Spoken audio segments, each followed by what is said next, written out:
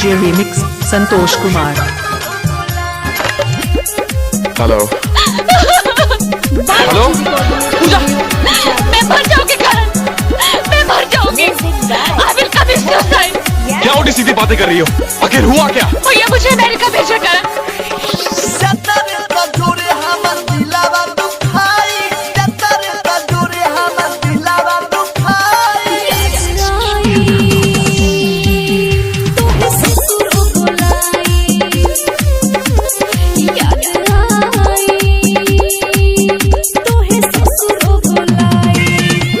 बहुत हो रही होगी तुम्हें। देश, मुल्क, वतन की क्या बड़ी बड़ी बातें किया करते थे कॉलेज में। बस बहुत हो गया। हेलो पूजा, मैं मर जाऊंगी करण, मैं मर जाऊंगी। DJ remix Santosh Kumar.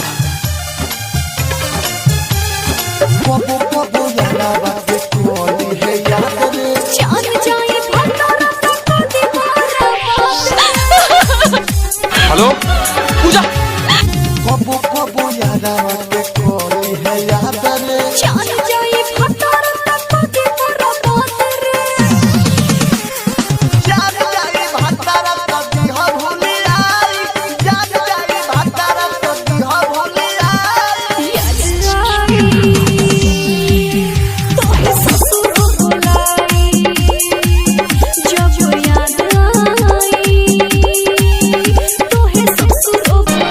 किया है तुमने मुझसे, बहुत प्यार किया है। हाँ, क्या इस प्यार के भरोसे मैं तुमसे कुछ मांग सकती हूँ?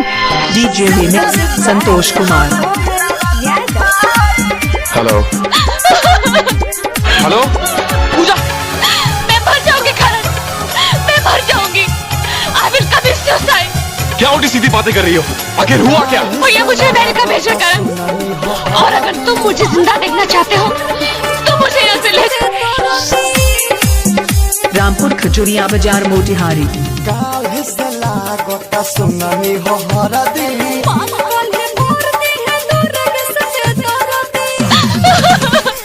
हेलो पूजा,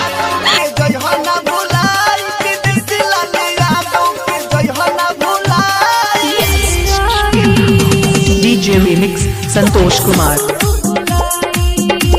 रामपुर खजुरिया बाजार मोतिहारी। मेरा मोबाइल नंबर है 62 03 77 32 40।